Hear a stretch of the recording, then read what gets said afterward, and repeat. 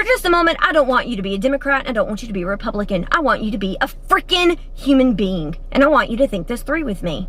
Last year, when COVID arrived in the United States of America, we had no freaking clue what was happening. All we knew were people were dying, there was no vaccine to stop it, and the news media was circulating it 24/7. We were going to die if we caught this.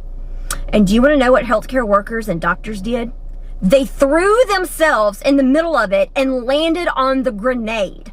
That's what they did. They went in for 24 hours, 48 hours, and more, trying to help people. They wore masks so often that they were wearing blisters on their face. And if you do remember, they even went in and helped people when there were mask shortages. And like myself, go back to the beginning of my TikTok, I handmade hundreds of masks to donate to hospitals only because it was better than nothing. And now our own President of the United States, President Potato, has decided that he is going to fire the doctors and the nurses who don't comply with his vaccine mandate. Are you freaking kidding me? These people have been on it, around it, in it for over 2 years. Most of them have probably already caught it or are immune to it at this point. And you're going to fire the human beings that saved us.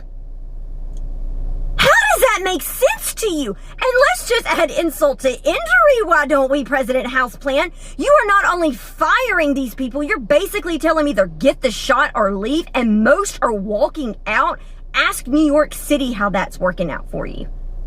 So you're now going to bring in the National Guard to do it for them. And if the National Guard does not cover the shortage, they're then going to hire Philippine doctors and bring overseas. So now we have a pandemic that is so deadly that we can start bringing in foreigners to do the job. You should be pissed. You should be, I'm so angry for the workers. You know why? Because it's not the job of the government to fire you from your job because you don't agree. That's why.